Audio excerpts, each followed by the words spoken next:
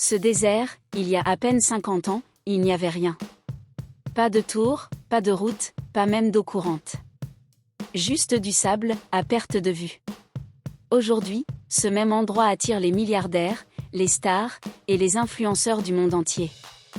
Ici, une villa peut coûter 100 millions de dollars, et les voitures de luxe sont plus nombreuses que les taxis. Mais la vraie question, c'est, comment Dubaï a réussi à battre Paris, New York et Monaco en moins d'une génération? Parce que non, le secret ne se cache pas dans le pétrole. Ce que tu vas découvrir, c'est l'histoire du succès le plus rapide et le plus fascinant du monde du luxe moderne.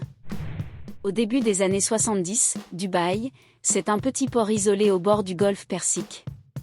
À cette époque, il n'y a presque rien, pas de richesse, très peu de pétrole, et aucune raison pour que le monde s'y intéresse. Pourtant, au milieu de ce désert, un homme voit plus loin que tous les autres. Cheikh Rachid bin Saed Al Maktoum. Il n'a pas de ressources, mais il a une idée, si le monde ne vient pas à Dubaï, alors Dubaï ira conquérir le monde. Il imagine une ville ouverte à tous, un lieu sans frontières où l'argent, les affaires et le rêve pourraient coexister.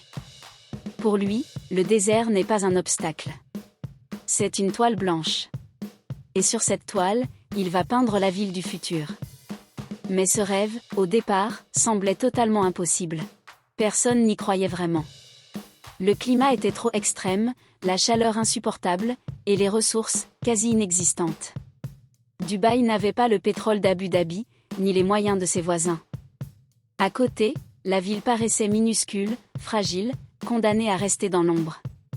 Mais au lieu d'abandonner, les dirigeants ont pris une décision complètement folle. Ils ont choisi de miser sur le rêve. Là où les autres cherchaient le pétrole, eux ont cherché l'attention du monde. Là où les autres construisaient des raffineries, eux ont construit des symboles. Leur pari était simple, mais risqué, si Dubaï ne peut pas être la plus riche, alors elle sera la plus admirée. C'était une stratégie de survie. Soit ils devenaient la vitrine du monde, soit ils disparaissaient. Et c'est là qu'ils ont fait le move que personne n'attendait. Dubaï a compris avant tout le monde une vérité simple, mais puissante. Le luxe, ce n'est pas un produit, c'est une expérience. Pendant que les autres pays vendaient des ressources, Dubaï a décidé de vendre une émotion. Le sentiment d'être unique, puissant, privilégié.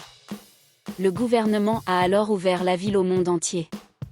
0 impôt sur le revenu, zone franche pour les entreprises, et une promesse, si tu veux réussir, viens ici, tout est possible. Les milliardaires sont arrivés. Puis les stars. Puis les influenceurs. Et enfin, les rêveurs. En quelques années, Dubaï est devenu un gigantesque terrain de jeu pour la richesse moderne. Les plus grandes marques de luxe s'y sont installées. Les hôtels sont devenus des monuments. Le Burj Khalifa est devenu un symbole planétaire. Et Palm Island, une folie architecturale transformée en légende. Mais Dubaï ne s'est pas arrêté là.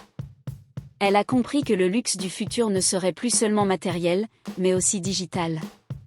C'est pour ça qu'ils ont investi dans le métavers, les cryptos, et les technologies les plus avancées. Aujourd'hui, tout à Dubaï respire la démesure. Tout y est pensé pour te faire ressentir quelque chose, l'admiration, la fascination, et, parfois, une pointe de jalousie. Mais derrière cette image parfaite, il y a une face cachée. Une réalité que personne ne montre vraiment. Mais derrière les gratte-ciel, les Rolls-Royce et les dîners sur les toits à 400 mètres de haut, il existe une autre réalité. Celle qu'on ne voit pas dans les stories Instagram, ni dans les vidéos de rêve. Des milliers de travailleurs venus d'Inde, du Pakistan, du Bangladesh, qui construisent ces tours sous un soleil brûlant, pour quelques centaines de dollars par mois. Pendant que certains dépensent en une nuit ce qu'un ouvrier gagne en un an, d'autres vivent dans des dortoirs en périphérie de la ville, invisibles, oubliés. Et pourtant, sans eux, Dubaï n'existerait pas.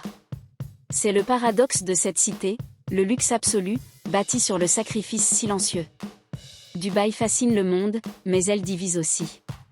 Certains y voient le futur, d'autres, une illusion. Parce que le luxe de Dubaï, c'est aussi le prix du rêve moderne. Et pourtant, malgré tout, malgré les critiques, malgré les contradictions, le monde entier continue de s'y installer. Dubaï, ce n'est pas juste une ville. C'est un symbole. Un miroir de notre époque, où l'apparence vaut parfois plus que la richesse réelle. Où le pouvoir ne se mesure plus à ce que tu possèdes, mais à ce que tu montres. Ici, tout est pensé pour impressionner, séduire, inspirer. Et c'est justement ça, la force de Dubaï. Elle a compris que dans le monde moderne, l'image est la nouvelle monnaie. Ce n'est plus une question de pétrole, ni même d'or. C'est une question d'influence, de prestige, de rêve. Et que tu l'admires ou que tu la critiques, Dubaï t'oblige à ressentir quelque chose. Parce qu'au fond, Dubaï n'a pas acheté le luxe.